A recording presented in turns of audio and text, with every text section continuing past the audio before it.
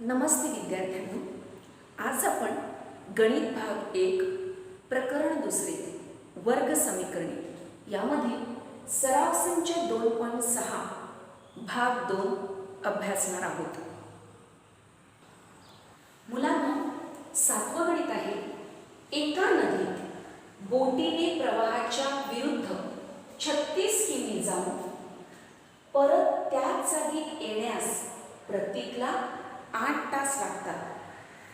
बोटीचा संथ पाण्यातील वेग ताशी 12 किमी असल्यास नदीच्या प्रवाहाचा वेग काढा. मुलांनो, ही जी आकृती आहे ह्या चित्राद्वारे आपण हे गणित समजून घेण्याचा प्रयत्न करूया. प्रतीक नावाचा एक मुलगा आहे आणि तो नदीमध्ये बोटीने प्रवासासाठी निघालेला आहे. त्यांनी सांगितलेलं आहे बोटीचा संथ पाण्यातील वेग ताशी 12 किमी आहे. किमी म्हणजे किलोमीटर, ताशी म्हणजे तासाला. एका तासाला 12 किलोमीटर नदीच्या संथ प्रवाहाबरोबर प्रतीकची बोट जात आहे.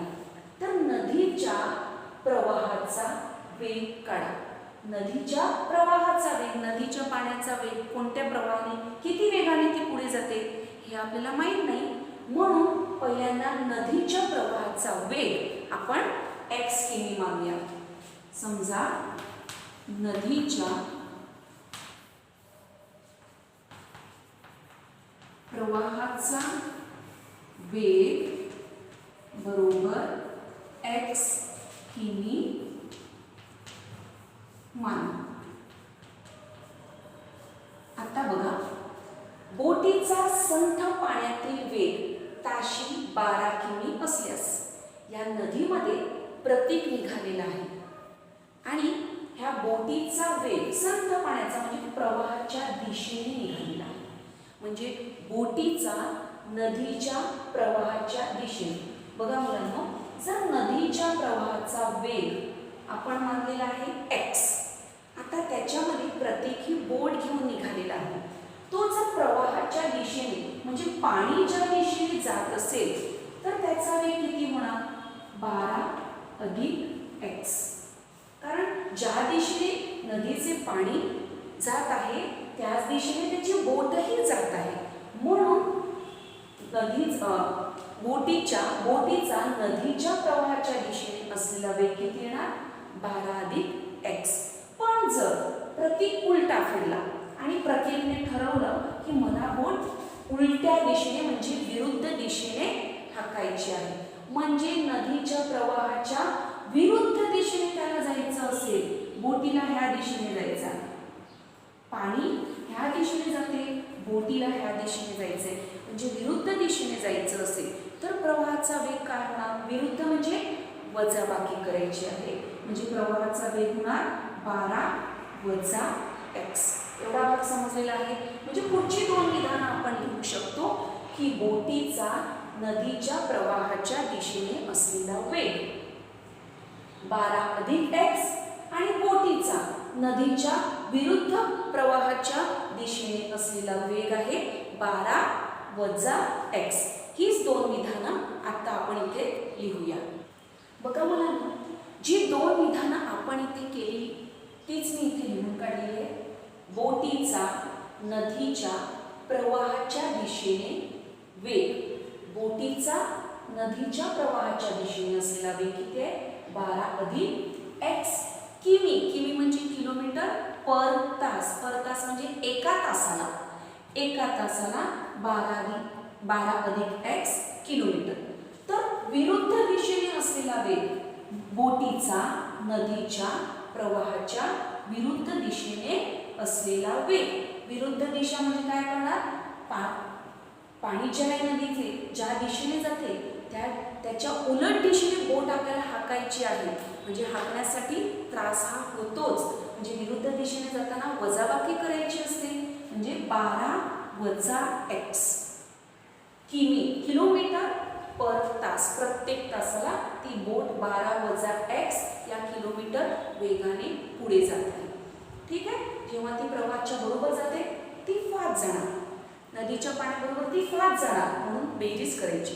पण जेव्हा प्रवाहाच्या विरुद्ध दिशेने येते तेव्हा ती नदीच्या प्रवाहाच्या विरुद्ध दिशेने येत आहे, म्हणजे तिथे वजाबाकी होणे गरजेचं आहे. ही दोन विधानं सर्वांना समजलेली असतील तर आपण पुढच्या विधानाकडे जाऊया.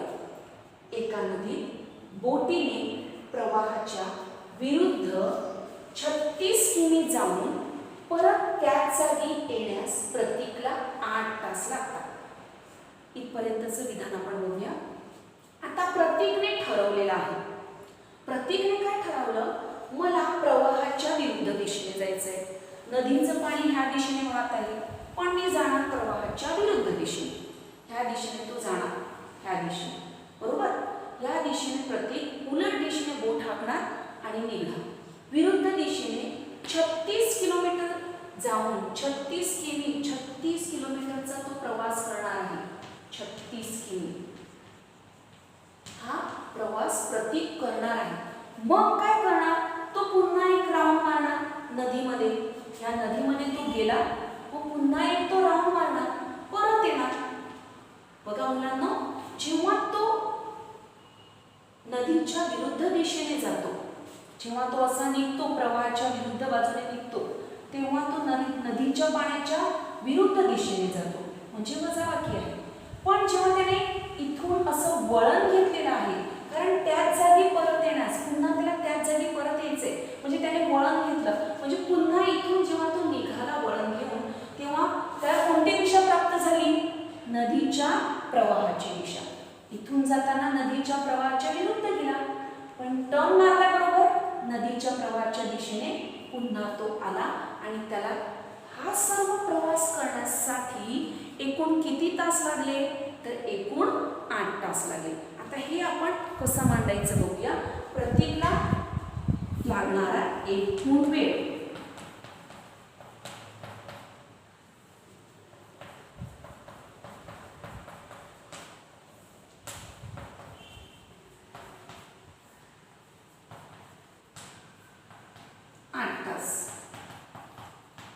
प्रतीकला लागणारा एकूण वेळ किती वेळ लागला? एकूण 8 तास. पण ह्या 8 तासात काय काय विभागलेलं आहे बघा.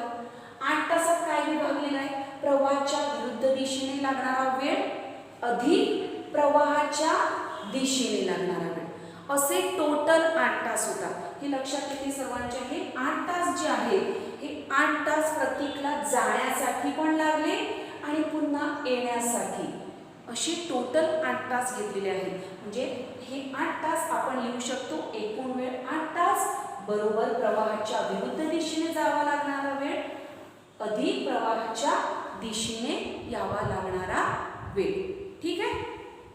बघा मुलांना, प्रतीकला लागणारा एकूण वेळ 8 तास आपण लिहिला.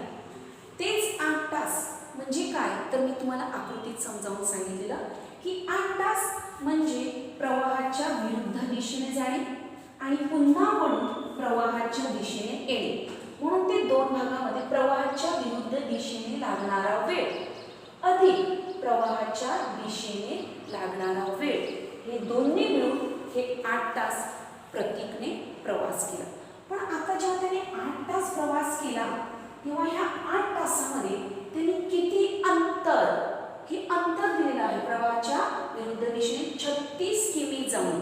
36 किमी जाऊन म्हणजे एवढं अंतर बोट तो घेऊन गेलेला आहे, त्याची बोट घेऊन गेलेला आहे. म्हणजे हे झालेलं आहे अंतर, हे 36 किमी हे अंतर आहे. आणि प्रवाहाच्या विरुद्ध दिशेने लागणारा वेळ, जो आपण या ठिकाणी वेग काढलेला आहे बघा, बोटीच्या नदीच्या प्रवाहाच्या विरुद्ध दिशेने वेग, हा वेग किती आहे तर 12 - x, म्हणजे अंतर छेदस्थानी वेग, अंतर छेदस्थानी वेग अधिक प्रवाहाच्या विरुद्ध दिशेने लागणारा वेळ. महाप्रवाहाच्या विरुद्ध दिशेने लागणारा वेळ म्हणजे किती किमीचा प्रवास केलेला आहे? 36. मग अंतर छेदस्थानी त्याचा वेग, प्रवाहाच्या दिशेने लागणारा वेग किती आहे? 12 + x, बरोबर. आणि एकूण वेळ किती आहे? 8 तास. म्हणजे हे झालं आपलं समीकरण. ठीक आहे, एवढं समजलेलं आहे. आता हे जे समीकरण आहे, हे समीकरण मी सरळ लिहिते बघा. 36/12 वजा x अधिक 36/12 अधिक x बरोबर 8. हे समीकरण आपल्याला मिळालेलं आहे. आता ह्याच्यामध्ये आपण ह्याचा छेद किती आहे 12 वजा x आहे. ह्याचा छेद किती आहे 12 अधिक x आहे. दोघांचे छेद कसे आहेत भिन्न भिन्न आहेत. म्हणून आपण पहिल्यांदा छेद समान करूया. ठीक आहे. बघा ह्या समीकरणामध्ये पहिल्यांदा आपण छेद समान करूया. 36/12 वजा x हे पहिलं पद आहे. हा जो छेद आहे 12 अधिक x हा छेद संपूर्ण हा छेद दुसऱ्या पहिल्या पदाकडे जाणार आणि वरती आणि खाली काय करणार गुणणार. गुणिले 12 अधिक x ह्यांना पण मी कंसात घालते गुणिले 12 अधिक x. ठीक आहे. इथे मधलं अधिक चिन्ह तसंच ठेवायचं आहे. दुसरं पद मी लिहून घेतलं 36/12 अधिक x बरोबर. दोघ जण आहेत म्हणून कंसात घातले. ज्याप्रमाणे ह्या छेदाने वरती आणि खाली गुणलेला आहे त्याचप्रमाणे हा छेद देखील दोन्ही बाजूला तिरकस वरती आणि खाली गुणणार. गुणिले 12 वजा x गुणिले 12 वजा x. ठीक आहे. बरोबर 8 बाजूला आपण तसेच ठेवू बरोबर. आता इथे बघा 36 गुणिले 12 आपण गुणाकार करायचा आहे. 36 गुणिले 12 बेसक 12 हातचाला 1 2 त्रिक 6 आणि 1 7 शून्य घेतला खाली 6 1 6 3 1 3. उत्तर किती येणार बघा तर 2 6 आणि 7 13 हातचाला 1 1 आणि 4 1 आणि 3 4 432. 36 जो आहे लक्षात घ्या 36 जो आहे तो कंसात जाणार आणि प्रत्येकाला गुणणार म्हणजे 36 ने 12 ला गुणले. हा गुणाकार आपण इथे आणलेला आहे 432 अधिक 36 जाणार आणि x ला गुणणार म्हणजे काय होणार 36x छेद असताना बरोबर. आता ह्या छेदाचं निरीक्षण करा बरं. इथे 12 आहे इथे पण 12 आहे. मध्ये चिन्ह वजा आहे तर ह्याचं चिन्ह अधिक आहे. दुसऱ्या ठिकाणी x आहे इथे पण x आहे. म्हणजे विस्ताराच्या एका सूत्राची आपल्याला ह्या ठिकाणी आठवण येते बरोबर. बघा मुलांना छेद आहे 12 वजा x आणि 12 अधिक x. इथे 12 आणि 12 सारखे आहे. x आणि x सारखे आहे. ह्या ठिकाणी अधिक वजाचं चिन्ह आहे तर इकडे अधिकचं चिन्ह आहे. म्हणजे पद सारखी आहे फक्त मधलं चिन्ह कसं आहे भिन्न आहे. मग विस्ताराचं सूत्र आहे एका कंसात a वजा b असेल दुसऱ्या कंसात a अधिक b असेल तर पहिलं पद समान आहे म्हणजे त्याचा वर्ग आणि मध्ये चिन्ह वजाचं द्यायचं आहे मग दुसऱ्या पदाचा वर्ग. ठीक आहे. ह्याचाच वापर आपण ह्या ठिकाणी करत आहोत. म्हणजे 12 म्हणजे इथे येणार 12चा वर्ग वजा b म्हणजे b चा वर्ग घेतला तसाच x म्हणजे x चा वर्ग. ठीक आहे. अधिक इथे पण तसंच बघा 36 गेले 12 कडे आणि 36 ने 12 ला गुणलं. इथे जो गुणाकार आलेला आहे तोच गुणाकार इकडे येणार म्हणजे इथे येणार 432. वजा चिन्ह घेतला आपण 36 गेले x कडे आणि 36 ने x ला गुणलं म्हणजे काय येणार 36x छेद असताना. इथे पण तसेच दोन कंस आलेले आहेत 12 अधिक x 12 वजा x सारखेच आहे. मग काय करणार तर पहिल्या पदाचा वर्ग वजा दुसऱ्या पदाचा वर्ग आणि बाजूला 8 आहे तसेच. बघा बरं दोघांचा छेद समान झाला का. छेद समान झाला म्हणून आपण तो छेद एकदाच मांडून घेऊया. 12चा वर्ग किती आहे 144. 12चा वर्ग आहे 144 वजा x वर्ग. बघा मुलांना आपण छेद समान आहे म्हणून एकदाच मांडलेला आहे फक्त इकडे 12चा वर्ग करून ठेवला.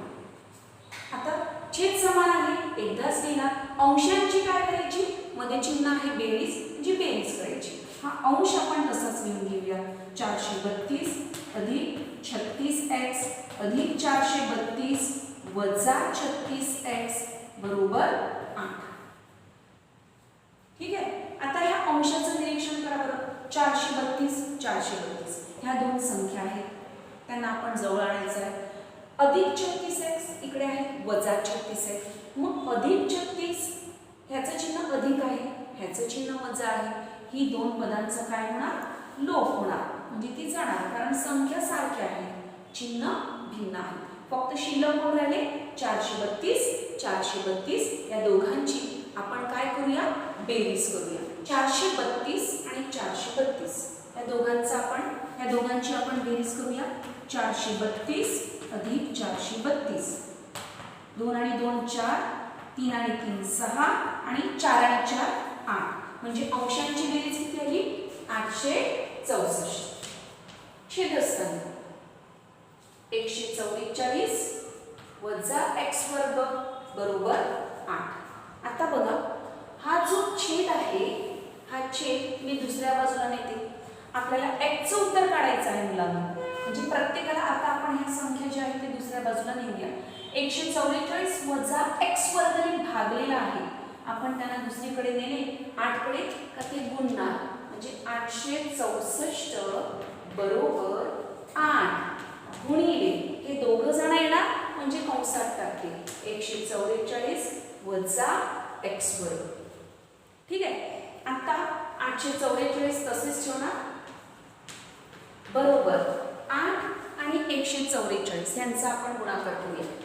144 गुणिले 8 8 चौक 32 32 चे 2 हातचे आले 3 8 चौक 32 33 34 35 35 चे 5 हातचे आले 3 8 एके 8 9 10 11 म्हणजे 1152. ह्या दोघांचा गुणाकार किती आला, 1152 वजा आता 8 जाणार x वर्गाकडे आणि 8 x वर्गाला गुणणार, म्हणजे काय होणार 8x चा वर्ग. ठीक आहे. आता बघा, आपल्याला x वर्गची किंमत पाहिजे. बाजूच्या ज्या सर्व संख्या आहेत त्यांना आपल्याला काढून टाकायचं आहे. मग पहिल्यांदा आपण 1152 ला दुसऱ्या बाजूला नेऊया, कारण ह्या फक्त संख्या आहेत. मग संख्येच्या बाजूला संख्या नेऊया. इथे आहे 864. 1152 चं चिन्ह अधिक होता, दुसऱ्या बाजूला गेल्यानंतर वजा झालं, वजा 1152 बरोबर हे त्या बाजूला गेल्यानंतर शिल्लक कोण राहिले, वजा 8x वर्ग. ठीक आहे. आता 864 चं चिन्ह अधिक आहे, 1152 चं चिन्ह वजा आहे, भिन्न चिन्ह वजाबाकी करा. वजाबाकी करून बघूया आपण ते. 1152 वजा 864. बघा, वजाबाकीमध्ये दोनातून 4 जात नाहीये, मग दोनाने ह्याच्यातून हातचा घेतला 5 कडे. इथे किती राहिले 4, इथे किती झाले 12. ठीक आहे. आता बघा 12तून 4 गेले, 12तून 4 गेले 8 बरोबर. आता 4तून 6 जात नाही, मग ह्याच्याकडून हातचा घेतला, इकडे राहिले 0 आणि इथे राहिले 14. 14तून 6 गेले 8 बरोबर. इथे 0 आहे म्हणजे 10. 10तून 8 गेले तर 2 288. या दोघांची वजाबाकी किती आली 288. आणि मोठ्या संख्येचं चिन्ह वजा आहे म्हणून उत्तराला चिन्ह दिलं वजा बरोबर वजा 8x वर्ग. बघा, इथे पण वजा चिन्ह आहे, इथे पण वजा चिन्ह आहे, म्हणजे वजा चिन्हाचा काय झाला, लोप झाला. आणि हे समीकरण आपल्याला मिळालेलं आहे 8x वर्ग बरोबर 288. ठीक आहे. आता बघा, या 8ने x वर्गला गुणलेला आहे, म्हणून या 8ला आपण दुसऱ्या बाजूला नेऊया. x वर्ग बरोबर 288 छेद 8 म्हणजे x वर्ग बरोबर 8ने 288 ला भागूया. 8च्या पाड्यामध्ये 8 त्रिक 24. 8तून दोनातून 2 गेले 0, वरून घेतले 8 आणि 8 7 48. 8 7 48. आपल्याला उत्तर मिळालेलं आहे 36. म्हणजे 8 एके 8 आणि ह्यांना भाग लागला 36चा. म्हणजे x वर्ग बरोबर 36. आपल्याला फक्त x ची किंमत पाहिजे, वरचा वर्ग नको. मग आपण लिहायचं वर्गमूळ घेऊन. वर्गमूळ घेतल्यानंतर हा वर्ग निघून जाणार. दुसऱ्या बाजूला तो वर्ग गेल्यानंतर त्याचं रूपांतर वर्गमूळाच्या चिन्हात होते आणि इकडे 2 चिन्ह लागतात, अधिक आणि वजा. म्हणजे x बरोबर अधिक वजा 36 कोणाचा वर्ग आहे तर 6चा वर्ग आहे. म्हणजे ही संख्या वर्गमूळाच्या बाहेर निघू शकते.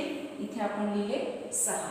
2 उत्तर आपल्याला मिळालेली आहेत, x बरोबर 6 आणि दुसरा आहे x बरोबर वजा 6. पण वजा 6 आपल्याला विचारलेल्या नदीच्या प्रवाहाचा वेग काढा. मग प्रवाहाचा वेग कधी वजामध्ये नसतो, म्हणून हे उत्तर जे आहे हे अग्राह्य आहे. हे उत्तर अग्राह्य आहे. म्हणजे आपलं शेवटचं उत्तर काय आहे तर x बरोबर 6. म्हणजे आपण लिहिणार नदीच्या प्रवाहाचा वेग बरोबर 6 किमी. किमी म्हणजे किलोमीटर. 8वा प्रश्न आहे, पिंटूला एक काम करण्यासाठी निशूपेक्षा 6 दिवस अधिक लागतात. दोघींनी मिळून काम केल्यास ते काम पूर्ण करण्यासाठी त्यांना 4 दिवस लागतात. तर ते काम एकट्याने पूर्ण करण्यासाठी प्रत्येकास किती दिवस लागतील? बघा, 2 मुलं आहेत, एक आहे पिंटू आणि दुसरी आहे निशू. त्यांनी सांगितलेलं आहे त्यांना एक काम करायचं आहे. मग हे काम करण्यासाठी पिंटूला निशूपेक्षा 6 दिवस अधिक लागतात. आता निशूला किती दिवस लागतात ते माहित आहे का?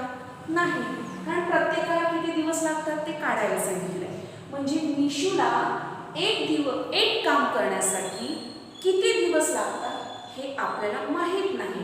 म्हणून आपण काय करूया, निशूला एक काम करण्यासाठी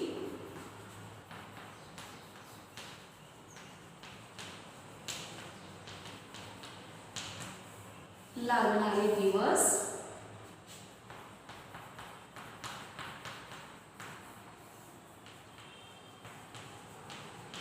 बरोबर x मानू. ठीक आहे. निशूला एक काम करण्यासाठी लागणारे दिवस आपल्याला माहित आहे का? प्रत्येकाला किती दिवस लागतात ते काढायचं आहे. म्हणून निशूचे एक काम पूर्ण करण्यासाठी लागणारे दिवस x म्हणू. आता हे वाक्य पुन्हा वाचूया. पिंटूला एक काम करण्यासाठी निशूला जेवढे दिवस लागतात त्याच्यापेक्षा 6 दिवस अधिक लागतात. मग निशूला जर x दिवस लागत असतील तर पिंटूला किती दिवस लागतील? x अधिक 6 अधिक लागतात म्हणजे बेरजेचं चिन्ह. म्हणजे इथे आपण लिहू शकतो पिंटूला एक काम पूर्ण करण्यासाठी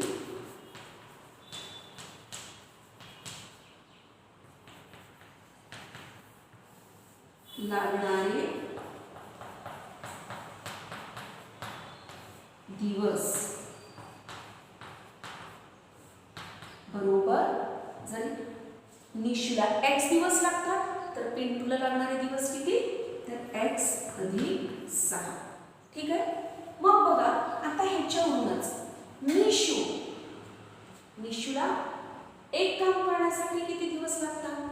x दिवस लागतात. मग निशू एका दिवसात किती काम पूर्ण करते ते आपण काढूया. निशू एका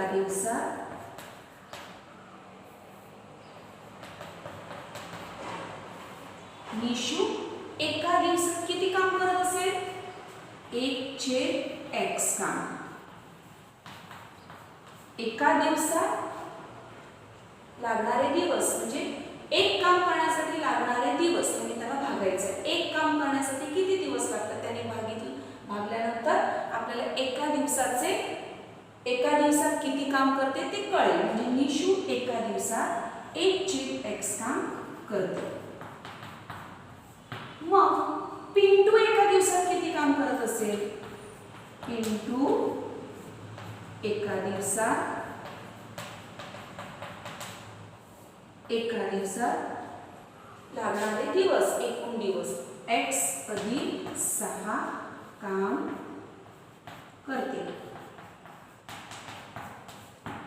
ठीक आहे, एवढा भाग समजलेला आहे. आता बघा, दोघांनी मिळून काम केल्यास आता हे वेगवेगळे काम करत होते. पिंटूला लागणारे दिवस, निशूला लागणारे दिवस, पिंटूला लागणारे दिवस आणि नंतर आपण एका दिवसात दोघांचं काम किती होते ते पण काढलेलं आहे. आता दोघांनी मिळून एकत्र काम करायचं ठरवलं. दोघांनी मिळून एकत्र काम पूर्ण करण्यासाठी त्यांना 4 दिवस लागतात.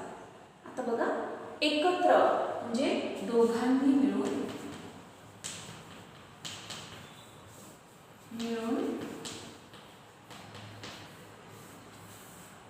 एक काम 4 दिवसात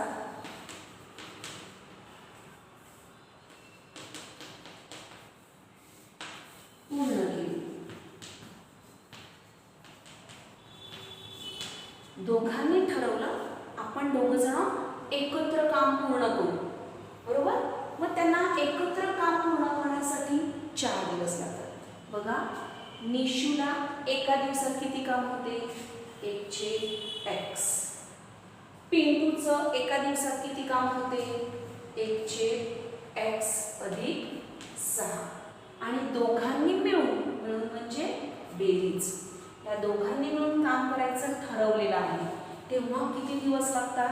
4 दिवस. म्हणजे ह्या दोघांना 4 ने गुणायचं, तेव्हा ते काम पूर्ण होते. कोणतं काम?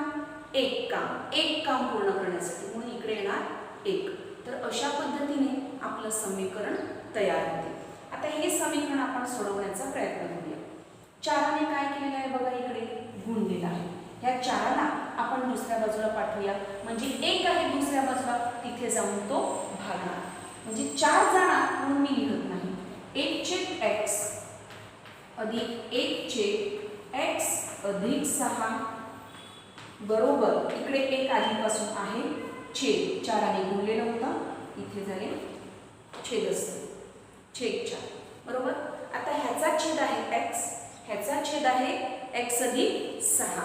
आपण काय करायचं? दोघांचा छेद भिन्न भिन्न आहे, आपण छेद समान करूया. मग छेद समान करताना काय करायचं आहे? 1/x तसाच ठेवायचा पहिला, आणि हा जो x + 6 आहे तो दुसऱ्या बाजूला जाणार, वरती आणि खाली गुणणार. गुणिले x + 6. दोघ जण आहेत म्हणून आपण कंसात मांडत आहोत. x + 6 अधिकचं अधिक चिन्ह. दुसऱ्या बाजूचं पद आपण लिहून घेतलं 1/x + 6. दोघ जण आहेत, कंसात मांडूया. ह्यांना गुणणार हा x दुसऱ्या बाजूला जाणार आणि वरती आणि खाली गुणणार x बरोबर 1/4. एकाने संपूर्ण कंसाला गुणलं म्हणजे उत्तर तेच येणार x + 6. छेदस्थानी कंसाच्या बाहेर x आहे, कंसात गेल्यानंतर x ला गुणणार x² अधिक x ने 6 ला गुणले 6x मध्ये अधिकचं चिन्ह, 1 गुणिले x 1x किंवा फक्त x. इथे बघा कंसाच्या बाहेर x आहे, x ने x ला गुणले x² अधिक x ने 6 ला गुणलेला आहे 6x बरोबर 1/4. बघा छेद समान झालेला आहे. मग छेद समान झाल्यावर तो आपण एकदाच लिहिला x² अधिक 6x. अंशांची काय करायची? बेरीज. x अधिक 6 अधिक 1x बरोबर. दुसऱ्या बाजूला 1/4 आहे, ते तसेच्या तसे. आता इथे काहीच नाही म्हणजे 1 असतो, 1 आणि 1 2, x चा x तसाच अधिक 6 छेदस्थानी x वर्ग अधिक 6x बरोबर 1/4. आता आपण तिरकस गुणाकार करणार आहोत. हे जे 4 आहे हे वरती जाणार आणि ह्या अंशाला गुणणार आणि ह्या ठिकाणी x वर्ग अधिक 6x आहे ते वरती जाणार आणि एकाला गुणणार. म्हणून 4 गुणिले बघा 4 वरती गेले. आता ही दोन पद आहेत म्हणून त्यांना कंसात धरायचं. 2x अधिक 6 बरोबर 1 गुणिले ही पण दोन पद आहेत म्हणून त्यांना आपण कंसात घातलं. ठीक आहे. आता बघा कंसाच्या बाहेर 4 आहे. 4 कंसातील प्रत्येक पदाला गुणणार. मग 4ने 2x ला गुणल्यानंतर काय येणार 8x अधिक 4ने 6 ला गुणले 6 चौक 24 बरोबर 1ने या संपूर्ण कंसाला गुणले उत्तर हेच येणार x वर्ग अधिक 6x. ठीक आहे. आता आपण काय करायचं आहे तर समान पद जवळ आणायची. या 8x ला आपण इथे पाठवूया. आता आपण काय करायचं आहे ह्याच्यामध्ये हे समीकरण जे दिलेलं आहे हे वर्ग समीकरण सामान्य रूपात लिहायचं आहे. पहिलं पद नेहमी कोणतं असते x वर्गच असते म्हणून आपण ह्या x वर्गला ह्या बाजूला आणायचं आहे. ह्याचं चिन्ह अधिक आहे इकडे आल्यावर काय होणार वजा x होईल. ह्याचं चिन्ह बघा वजा x वर्ग अधिक 8x तसेच त्याच्या बाजूला येणार 6x. 6x चं चिन्ह अधिक आहे इकडे आल्यावर होणार वजा 6x आणि अधिक 24 बाजूला आहे बरोबर. ही दोन पद दुसऱ्या बाजूला लिहिली म्हणजे इथे शिल्लक आहे 0. इथे उत्तर काय आहे वजा x वर्ग 8x वजा 6x 8तून 6 गेले 2 आणि मोठ्या संख्येचं चिन्ह मिळालं अधिक म्हणून 2x आहे अधिक 24 बरोबर 0. हे झालं आपलं वर्ग समीकरण. पण वर्ग समीकरणाचे पहिले चिन्ह कधीही वजा नसते म्हणून हे चिन्ह आपण काढून घ्यायचं आहे. मग पहिल्या पदाचं चिन्ह काढायचं म्हणजे सर्व पदांची चिन्ह काढावी लागतात. म्हणजे इथे येणार वर्ग वजा होते ते अधिक झाले. इथे अधिक आहे ते वजा होणार आणि इकडे अधिक आहे ते पण वजा होणार बरोबर 24. आता हे आपलं वर्ग समीकरण सोडवण्याच्या लायक झालेलं आहे. समीकरणाचा गुणाकार किती आहे बघा 24. मग ह्याचे 24 चे दोन असे अवयव पाडायचे आहेत की ज्याची बेरीज किंवा वजाबाकी किती आली पाहिजे वजा 2. मग आपल्या पाड्यामध्ये 6 चौक 24 बरोबर. उत्तराचं चिन्ह वजा आहे म्हणून मोठ्या संख्येला वजा चिन्ह द्या. लहान संख्यांनी अधिक चिन्ह देते बघा. भिन्न चिन्ह वजाबाकी करा. 6 मधून 4 गेले 2 राहिले. मोठ्या संख्येला वजा चिन्ह म्हणून उत्तराला चिन्ह वजा.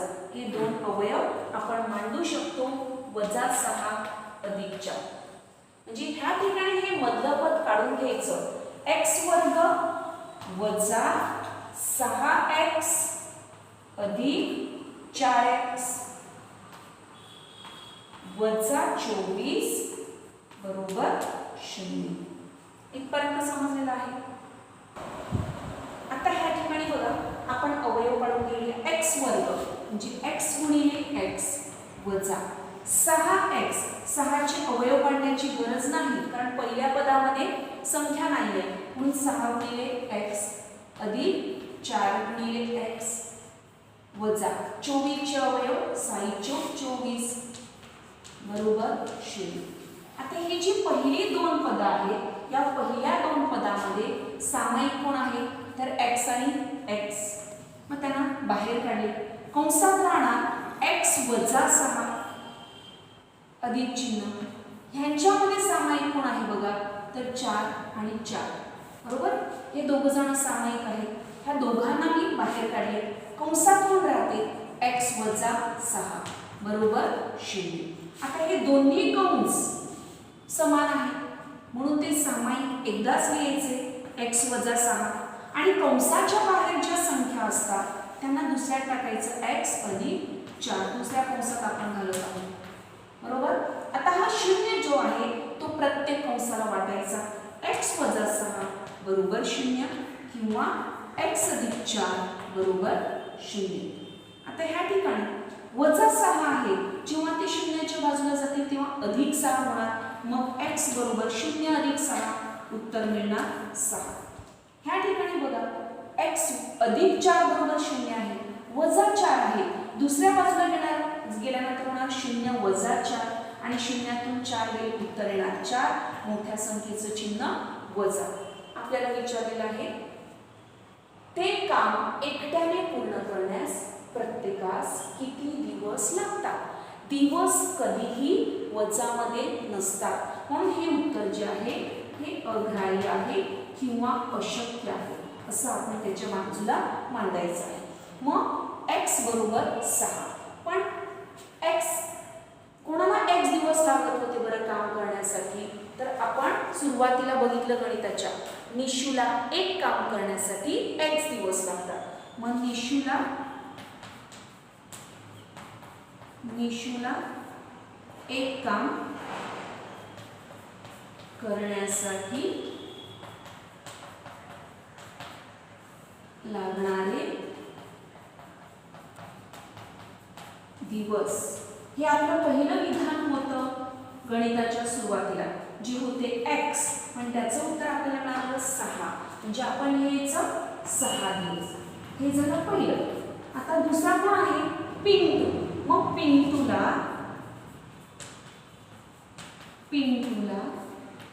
एक काम करण्यासाठी लागणारे दिवस. दुसरं विधान आपलं होतं x अधिक 6. निशूपेक्षा 6 दिवस अधिक लागत होते, म्हणजे x अधिक 6, पण x म्हणजे 6, म्हणजे 6 अधिक 6 बरोबर 12 दिवस. म्हणजे निशूला लागणारे दिवस आहेत 6 आणि पिंटूला हेच काम करण्यासाठी 12 दिवस लागतात. बघा 9वा प्रश्न आहे 460 या संख्येला एका नैसर्गिक संख्येने भागल्यास भागाकार भाजकाच्या 5 पटीपेक्षा 6 ने अधिक 1 असून बाकी 1 येते तर भागाकार व भाजक किती. या गणिताकडे जाण्या अगोदर आपण हे सूत्र समजून घेऊया. या सूत्राचा अभ्यास तुम्ही 5वी आणि 6वी इयत्तेमध्ये केलेला आहे. भाज्य बरोबर भाजक गुणिले भागाकार अधिक बाकी. तुम्ही विसरले असतील तर पुन्हा मी तुम्हाला त्याची ओळख करून देतो. बघा मुलांनो, ज्या संख्येला भागले जाते तिला भाज्य असे म्हणतात. जी संख्या भागते, बघा या ठिकाणी 3 10ला भागत आहेत, 3ने 10ला भागलं, मग ज्या संख्येला भागलं जाते तिला भाज्य म्हणतात. जी संख्या भागाकाराचं काम करते, भागायचं काम करते, तिला भाजक असे म्हणतात. आणि भागल्यानंतर वरती जी संख्या मिळते आपल्याला, ज्या संख्येने भाग जातो तिला भागाकार असे म्हणतात. आणि मग शिल्लक जी संख्या राहते खाली तिला बाकी असे म्हणतात. म्हणजे वरती जी संख्या आपल्या ज्या संख्येने भाग लागतो तिला भागाकार, खाली जी संख्या शिल्लक राहते तिला बाकी, ज्या संख्येला भागलं जाते तिला भाजक आणि ज्या संख्येला भागलं जाते तिला भाज्य आणि जी संख्या भागण्याचं काम करते तिला भाजक असं म्हटलं जातं. आता हे आपण शिकू, ठीक आहे. तर ह्याच्याच प्रमाणे आता आपण आपल्याला दिलेलं जे गणित आहे ते मांडण्याचा प्रयत्न करू. बघा आपल्या गणितात त्याने सांगितलेलं आहे 460 या संख्येला एका नैसर्गिक संख्येने भागल्यास. एवढंच पहिल्यांदा आपण घेऊया. 460 या संख्येला भागायचं आहे, म्हणजे ज्या संख्येला भागलं जाते, म्हणजे 460 कुठे लिहिले जाते भाज्याच्या जागेवरती 460. या संख्येला एका नैसर्गिक संख्येने भागल्यास, भागण्याचं काम कोण करणार आहे, एक नैसर्गिक संख्या. जी संख्या भागते ती बाहेर लिहिली जाते, बरोबर, इथे लिहायचं आहे. मग ती नैसर्गिक संख्या दिलेली आहे का आपल्याला, बघा नाही दिलेली, मग तिला समजा आपण x मानू. जी संख्या भागण्याचं काम करते ती असते भाजक, आणि जी आपल्याला दिलेली नाही आहे त्यांनी फक्त शब्द वापरलाय एक नैसर्गिक संख्या जी दिलेली नाही, मग आपण तिला x म्हणू. भागल्यास भागाकार, आता आपण भागाकारात जात आहोत. भागाकार भाजकाच्या 5 पटीपेक्षा 6 ने अधिक येते. बघा भागाकाराविषयी बोललं जात आहे. भागाकार किती येतो भाजकाच्या, भाजक किती आहे तुमचा x, भाजकाच्या 5 पटीपेक्षा, पट म्हणजे काय तर गुणाकार, म्हणजे ह्याला कितीने म्हणायचं आहे तुम्हाला 5ने, 5 पटीपेक्षा 6 ने अधिक येतो. 6 ने अधिक, अधिक म्हणजे बेरीज, 6 ने अधिक म्हणजे हे तुम्ही असे पण लिहू शकता 5x अधिक 6. भागाकार किती येतो 5x अधिक 6 असून बाकी 1 येते, म्हणजे ही जी बाकी आहे ही किती येते 1 येते. तर त्यांनी सांगितलेलं आहे भागाकार आणि भाजक, हा भाजक जर आपण काढला, x ची किंमत आपण काढली की आपोआपच आपल्याला भागाकार मिळणार आहे. एवढा भाग तुम्हाला समजला असेल तर गणित समजलं जाईल. आता लक्ष द्या या ठिकाणी, या गणितामध्ये हे सूत्र आपल्याला वापरायचं आहे. मग ह्या सूत्रामध्ये किमती भरत असताना ह्याचा वापर करायचा आहे. ह्या ठिकाणी आपण भाजक काय मानलेलं आहे x मानलेलं आहे, म्हणजे आपलं पहिलं विधान जे आहे ते येणार भाजक बरोबर x मान, भाजक बरोबर x मान. भाज्य किती आहे बघा, भाज्य बरोबर 460, भाज्य बरोबर 460. आणि त्यांनी काय सांगितलेलं आहे भागल्यास भागाकार भाजकाच्या 5 पटीपेक्षा 6 ने अधिक येतो. म्हणजे भागाकार किती येतो, भागाकार हा भाजकाच्या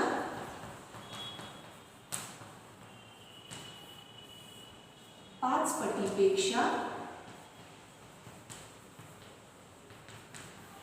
6 ने अधिक येतो. ठीक आहे, म्हणजे भाजकाच्या म्हणजे पुन्हा सांगते x, भाजक म्हणजे x 5 पटीपेक्षा, 5 लिहिले पट म्हणजे गुणाकार आणि 6 अधिक म्हणजे बेरजेचं चिन्ह, म्हणजे आपला भागाकार जो आहे तो आपल्याला मिळाला 5x अधिक 6. ठीक आहे, आणि लिहिलेला आहे असून बाकी 1 येते. मग बाकी किती दिलेली आहे, बाकी बरोबर 1. म्हणजे गणित वाचून आपण एवढा भाग पहिल्यांदा काढून घेतलेला आहे आणि हे आपण रफ मध्ये करून बघायचं आहे, म्हणजे गणिताची मांडणी करताना आपल्याला ते सोपं जाईल. मुलांना आता ह्या सूत्रामध्ये हे सूत्र लिहून घ्यायचं, भाज्य बरोबर भाजक गुणिले भागाकार अधिक भागी. हे सूत्र लिहून घेतल्यानंतर त्या सूत्रामध्ये आपण किंमत घालणार आहोत. भाज्य किती आहे बघा तर 460 बरोबर भाजक x अधिक भागाकार किती मिळाला तुम्हाला 5x अधिक 6 अधिक बाकी 1, ही बाकी तुम्हाला 1 मिळाली. आता आपण हे गणित, हे समीकरण आपल्याला मिळालेले आहे ते सोडवायचं आणि त्याला वर्ग समीकरणामध्ये आणण्याचा प्रयत्न करायचा. 460 बरोबर कंसाच्या बाहेर x आहे, हे x कंसात जाणार आणि प्रत्येकाला गुणणार. x 5x ला गुणणार म्हणजे काय होणार 5x चा वर्ग अधिकचं अधिक चिन्ह, x जाणार आणि 6 ला गुणणार म्हणजे काय होणार 6x अधिक कंसाच्या बाहेर 1. ठीक आहे, आता वर्ग समीकरण बनवण्यासाठी ही सर्व पदं आपण दुसऱ्या बाजूला नेऊया. पहिलं पद नेहमी कोणतं असते वर्गाचं असते, ते ह्या बाजूला आहे, त्यांना आपण ह्या बाजूला आणायचं आहे. ह्याचं चिन्ह अधिक आहे, दुसऱ्या बाजूला जाताना वजा चिन्ह म्हणजे वजा 5x चा वर्ग. दुसरं पद कसलं असते तर फक्त चलाचं असते, म्हणजे फक्त x आहे. ह्या ठिकाणी आहे का? नाही. म्हणजे ह्याचा नंबर दुसरा आहे, ह्याला पण आपण दुसऱ्या बाजूला नेणार आहोत. ह्याचं चिन्ह अधिक आहे, जेव्हा दुसऱ्या बाजूला जाणार तेव्हा तो वजा होणार, म्हणजे वजा 6x. बरोबर. नंतर नुसती संख्या जी आपल्या समोर आहे इथे ती तिकडेच आहे आणि तिचं चिन्ह अधिक आहे, ते आपण लिहिलं 460.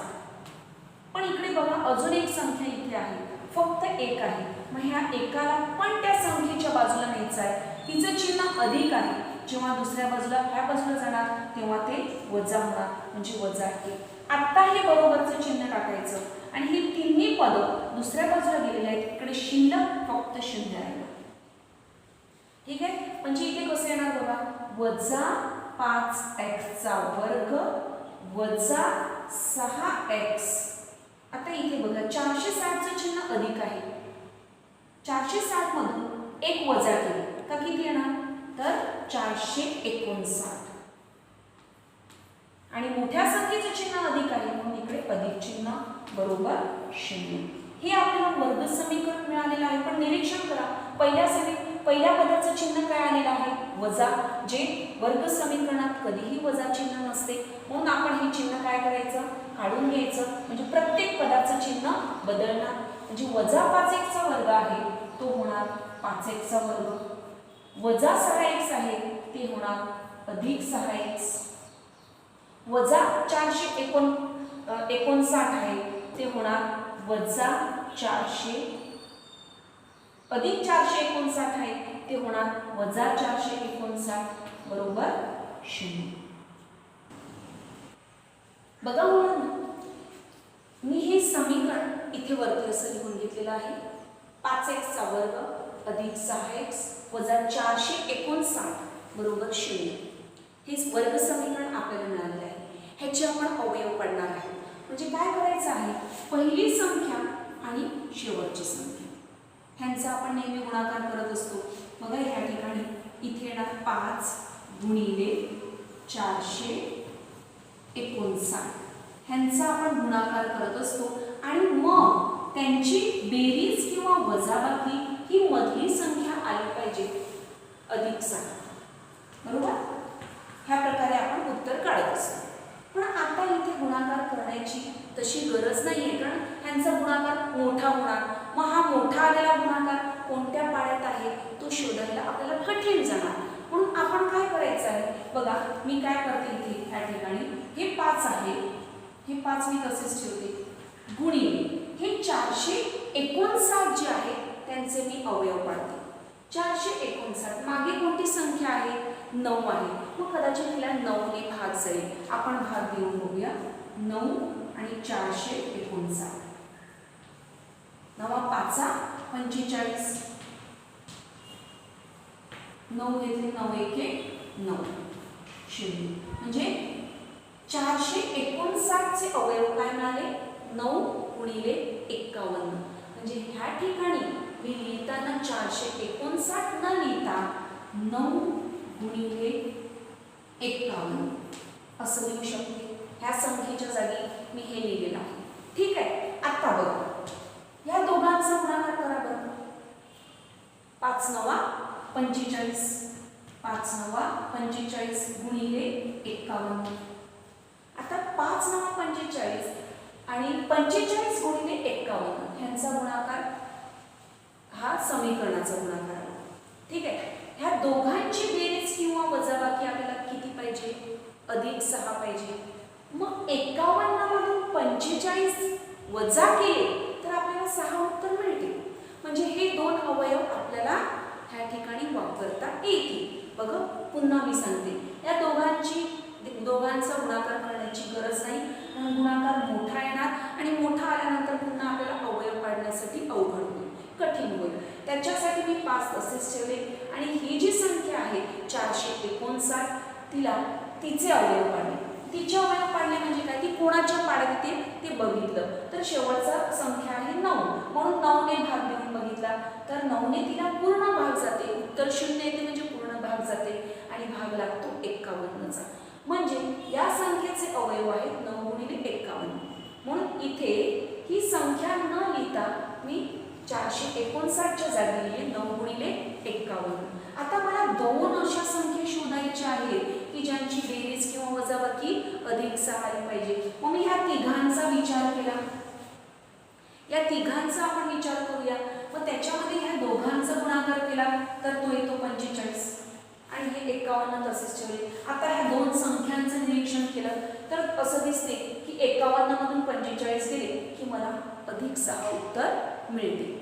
म्हणजे हे दोन अवयवांचा वापर मी इथे करू शकते, 45 आणि 51. उत्तराचं चिन्ह अधिक म्हणून मोठ्या संख्येला अधिक चिन्ह दिलं आणि लहान संख्येला वजा चिन्ह दिलं. बरोबर. आणि ह्या ठिकाणी हे जे अवयव आहेत ते मी इथे लिहू शकते 5 गुणिले याच्याऐवजी 9 गुणिले 51. ह्यांचे आपण अवयव पाडून घेतले आणि मग त्यापैकी हे 45 ह्या ठिकाणी घेतले, 51 ह्या ठिकाणी घेतले. म्हणजे आपल्याला दोन अवयव मिळाले, वजा 45 आणि अधिक 51. ह्या दोन अवयवांचा वापर आपल्याला इथे करायचा आहे. म्हणजे 5x चा वर्ग वजा 45x अधिक 51x वजा 459 बरोबर 0. बरोबर.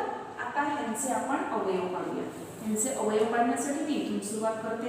5 गुणिले x चा वर्ग म्हणजे x गुणिले x वजा 45 चे अवयव 5 9 45 गुणिले x अधिक 51 चे अवयव मी तसाच ठेवते 51 कारण ह्याचे अवयव पाडताना पुन्हा आपल्याला 51 तिकडे मिळणार आहे.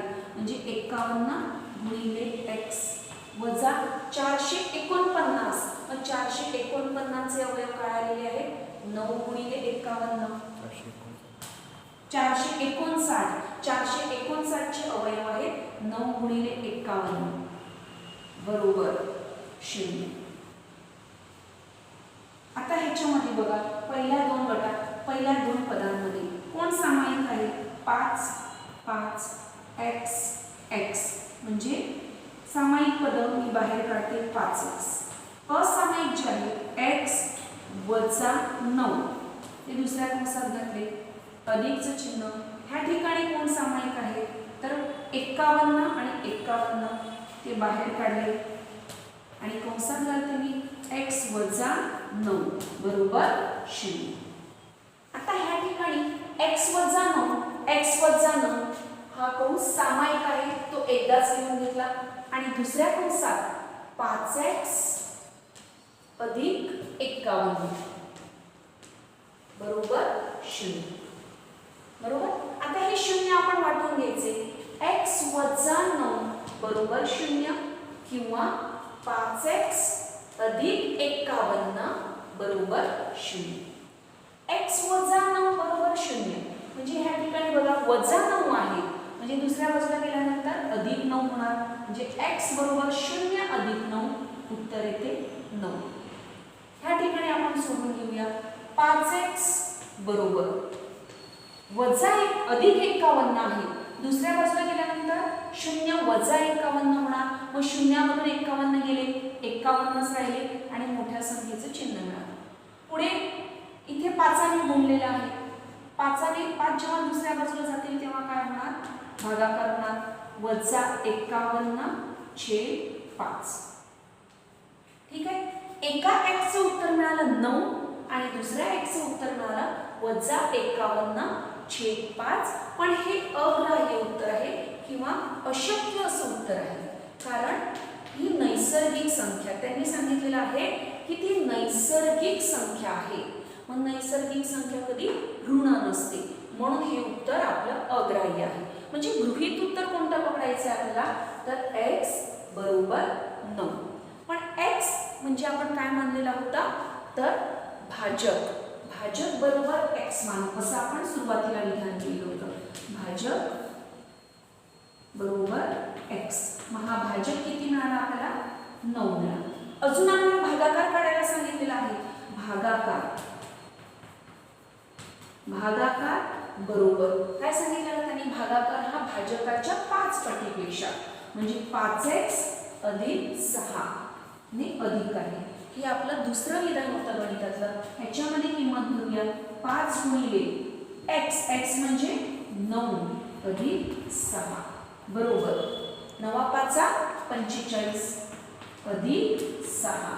मग 45 अधिक 6 किती येतो तर 51. म्हणजे आपला भागाकार आला 51 आणि भाजक मिळाला 9. शेवटचं 10वं गणित आहे. आपल्याला समलंब चौकोनाची आकृती दिलेली आहे आणि त्याच्यावर ही कृती पूर्ण करायला सांगितली आहे. पहिल्यांदा आपण आकृती समजून घेऊया. बघा, समलंब चौकोनाचे नाव आहे चौकोन ए बी सी आणि डी. ठीक आहे. आता ह्या समलंब चौकोनाच्या ए बी आणि बी सी या समांतर भुजा आहेत आणि ए एन ही काय आहे उंची आहे बरोबर. आता ह्याच्यामध्ये ह्या चौकोनाचं क्षेत्रफळ त्यांनी दिलेलं आहे 33 चौमीटर. उकल पहिल्यांदा आहे चौकोन ए बी सी डी हा समलंब चौकोन आहे.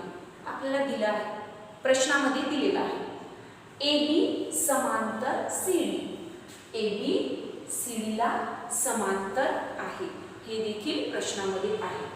आता एरिया चौकोन, एरिया म्हणजे क्षेत्रफळ, एरिया म्हणजे क्षेत्रफळ. एरिया चौकोन ए बी सी डी बरोबर 1/2 कंसात ए बी अधिक सी डी गुणिले चौकट.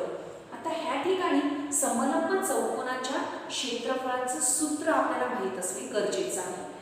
समलंब चौकोनाचे क्षेत्रफळ बरोबर 1/2 गुणिले कंसामध्ये समांतर बाजूंची बेरीज गुणिले उंची. त्याच सूत्राचा वापर इथे केलेला आहे.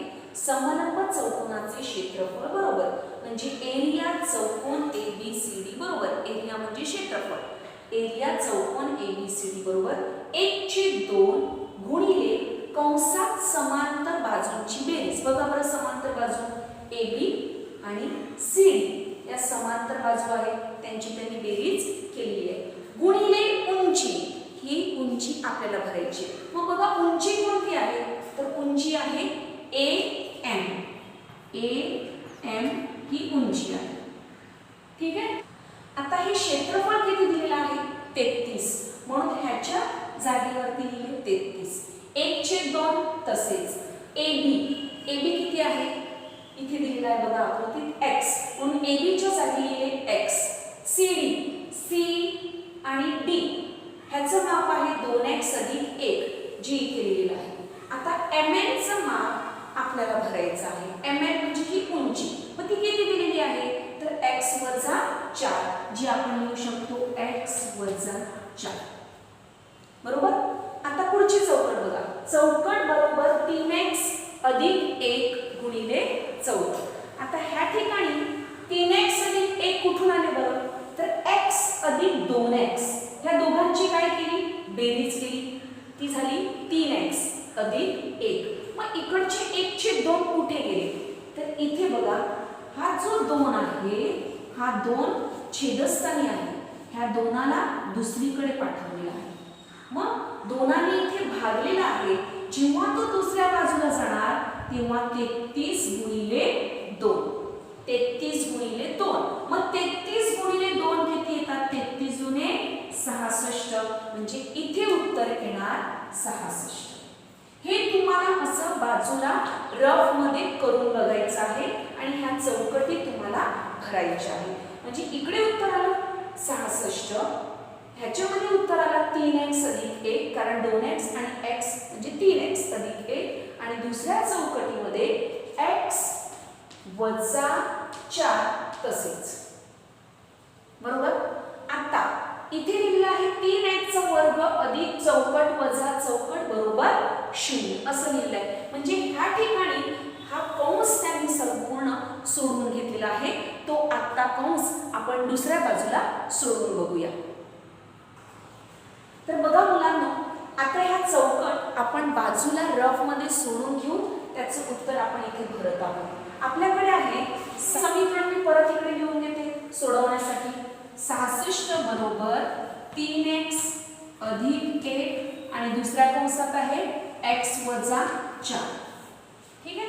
आता 66 बरोबर 3x पहिलं पद आहे ते जाणार आहे संपूर्ण दुसऱ्या कंसाला गुणणार 3x गुणिले x वजा 4 अधिक 1 हा 1 संपूर्ण दुसऱ्या कंसाला गुणणार 1 गुणिले x वजा 4 म्हणजे 66 बरोबर आता कंसाच्या बाहेर आहे 3x 3x जाऊन x ला गुणणार म्हणजे 3x चा वर्ग वजा 3x 4 ला गुणणार 4 त्रिक 12 आणि x चा x तसाच अधिक 1 आहे एकाने संपूर्ण कंसाला गुणले तरी उत्तर तेच येईल जोपर्यंत ह्या पायरीपर्यंत आपण पोहोचत नाही तोपर्यंत आपण ते सोडवणार आहोत 66 बरोबर 3x चा वर्ग आता ह्या ठिकाणी बघा x आणि x समान चल आहे 12 चं चिन्ह वजा आहे आणि ह्या ठिकाणी काहीच नाही म्हणजे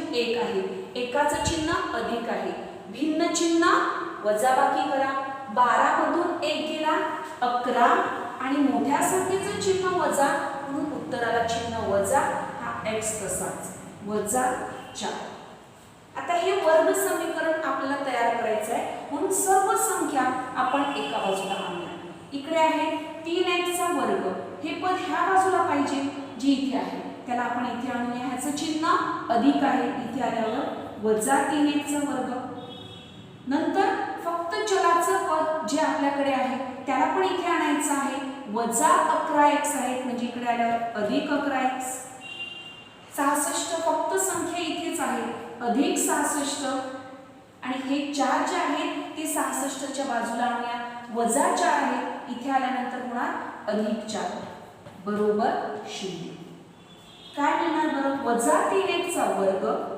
अधिक 11x अधिक ह्या दोघांची बेरीज किती होते 70 बरोबर 0 आता पहिल्या पदाचं चिन्ह कधीही वजा नसते म्हणून आपण सर्वांची चिन्ह बदलून घेऊया 3x चा वर्ग वजा होतं अधिक झालं हे अधिक आहे वजा होणार 11x अधिक आहे वजा होणार 70 बरोबर 0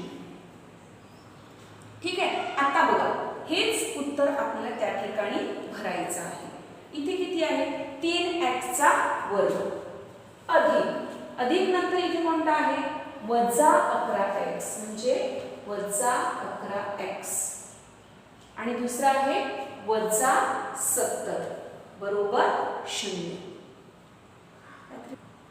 हे वर्ग समीकरण जे आहे ते पुन्हा मी रफ मध्ये इथे लिहून घेते वजा 11x वजा 70 बरोबर 0 आता आपण ह्याचे अवयव काढू आणि मग ह्या ठिकाणी किमती भरूया पहिली संख्या कोणती आहे 3 शेवटची संख्या कोणती आहे 70 म्हणजे समीकरणाचा जो गुणाकार आहे 3 गुणिले 70 आता 3 गुणिले 70 7 त्रिक 21 आणि हा 0 समीकरणाचा गुणाकार पाहिजे 210 ह्या समीकरणाची बेरीज आणि वजाबाकी पाहिजे मधली संख्या जी आहे वजा 11 वजा 11 मग 21 चे आपल्याला अवयव काढायचे आहेत की सॉरी 210 चे आपल्याला अवयव काढायचे आहेत की ज्यांची बेरीज किंवा वजाबाकी आपल्याला मिळणार आहे वजा 11 हे अवयव काय येणार आहेत बरं 210 चे अवयव काय येणार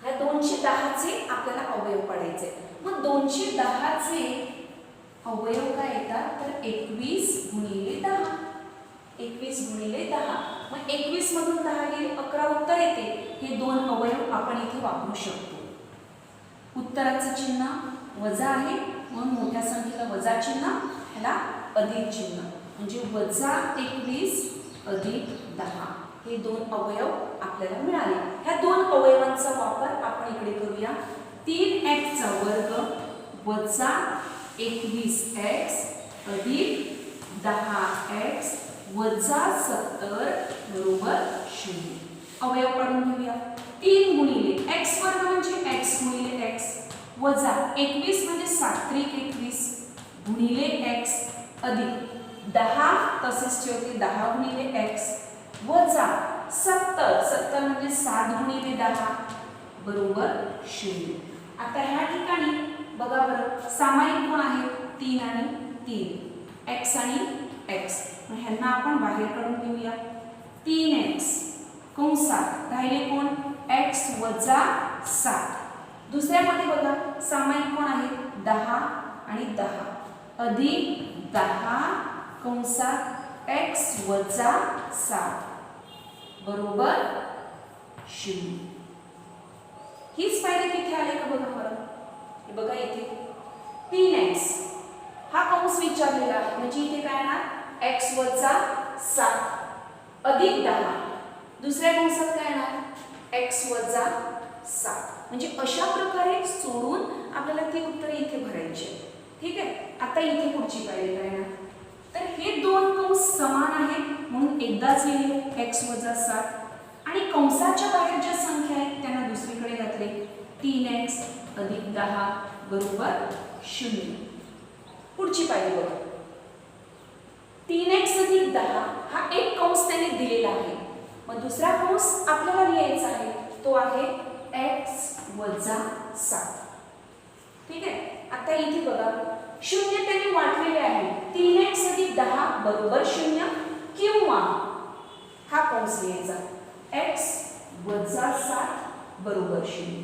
मग ह्याचं उत्तर त्यांनी घेतलेलं आहे या ठिकाणी अधिक 10 होते दुसऱ्या बाजूला गेले वजा 10 झाले. 3 आणि गुणलेलं होतं दुसऱ्या बाजूला गेले तर भागाकार झाला म्हणून हे उत्तर आलं x बरोबर वजा 10 चे 3 किंवा x बरोबर आता इथे विचार करा वजा 7 आहे दुसऱ्या बाजूला गेल्यानंतर काय होणार 0 अधिक 7 म्हणजे उत्तर काय येणार बघा ह्या ठिकाणी x बरोबर वजा 10 चे 3 हे उत्तर आपल्याला मिळालेलं आहे. परंतु आपल्याला माहिती आहे लांबी कधी ऋण नसते म्हणून x बरोबर नाही बरोबर वजा 10 चे 3 हे उत्तर अग्राह्य आहे. मग कोणतं उत्तर ग्राह्य आहे तर x बरोबर 7. x बरोबर 7. आता आकृतीचं निरीक्षण करून या लांबी आपल्याला काढून घ्यायच्या आहेत. AB बघा बरं AB काय आहे x AB आहे x. मग x चं उत्तर किती आलं तर 7 म्हणून इथे घेणार आपण 7 मीटर. नंतर आहे CD बघा C आणि D. CD ची लांबी किती आहे 2x अधिक 1 2x अधिक 1. ह्या ठिकाणी x ची किंमत घालूया 2 गुणिले x म्हणजे 7 अधिक 1 म्हणजे किती येणार 7 दुने 14 अधिक 1 मग किती आली 14 अधिक 1 15 मीटर. ही झाली CD ची लांबी. नंतर सांगितलं AD बरोबर BC. AD ही AD आणि BC यांची लांबी किती आहे x वजा 2. मग x वजा 2 x किती आहे तर 7 वजा 2. मग 7 वजा 2 किती येणार तर 5 मीटर. ठीक आहे मुलांना ह्या ठिकाणी आपला सराव संच 2.6 संपलेला आहे. आपण पुन्हा भेटूया तिसऱ्या प्रकरणासाठी. धन्यवाद.